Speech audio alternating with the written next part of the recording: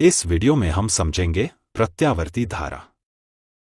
जैसा कि हम जानते हैं, जब भी किसी तार या चालक से इलेक्ट्रॉन बहते हैं तो उस चालक में विद्युत धारा पैदा होता है।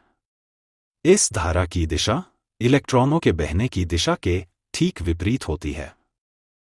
इलेक्ट्रॉन को बहाने के लिए हम तार के एक सिरे को बैटरी के धनात्मक टर्मिनल से और दूसरे सिरे को ऋणात्मक टर्मिनल से जोड़ते हैं।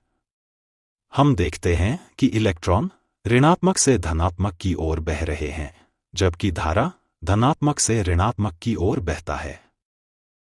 जब धारा एक ही दिशा में बहता है और समय के साथ अपनी दिशा नहीं बदलता तो उसे दिष्ट धारा कहते हैं। अब अगर हम तार के दोनों सिरों को बैटरी के साथ आपस में बदल दें तो हम देखते हैं कि इलेक्ट्रॉनों के बहने की दिशा उलट जाती है और साथ ही धारा की दिशा भी बदल जाती है।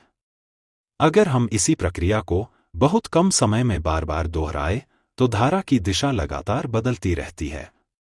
जब धारा की दिशा निरंतर बदलती रहे तो उसे प्रत्यावर्ती धारा कहते हैं। चूंकि बैटरी की मदद से दिशा को इतनी जल्दी बदलना संभव नहीं है, इसलिए हम प्रत्यावर्ती धारा पैदा करने के लिए प्रत्यावर्ती जनरेटर का उपयोग करते हैं। प्रत्यावर्ती धारा को विस्तार से समझने के लिए हमें कुछ मूलभूत पदों को समझना होगा, जैसे कि आवृत्ति, कला और आवर्तकाल।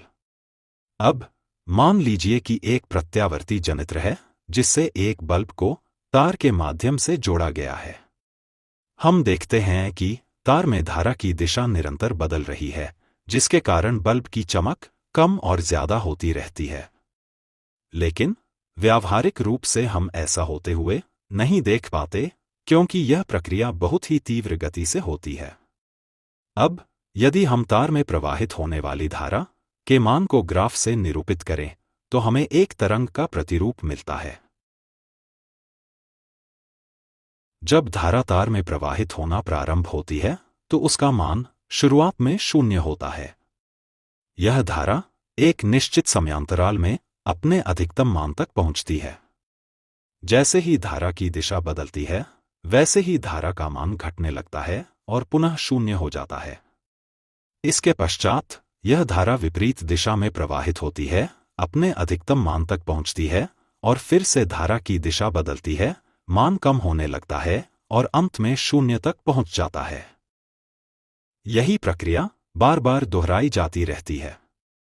इस प्रक्रिया में धारा की दिशा निरंतर बदलती रहती है, इसीलिए इसे हम प्रत्यावर्ती धारा कहते हैं।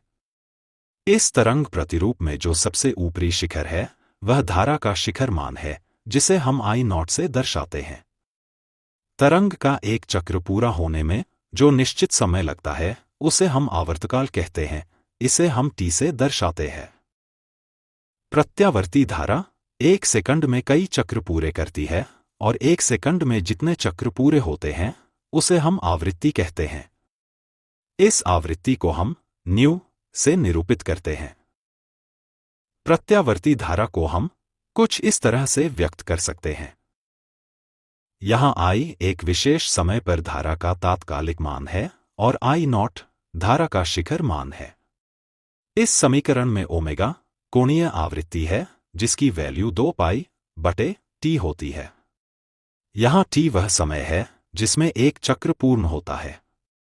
प्रत्यावर्ती धारा को हम साइन और कोसाइन के रूप में भी निरूपित कर सकते हैं।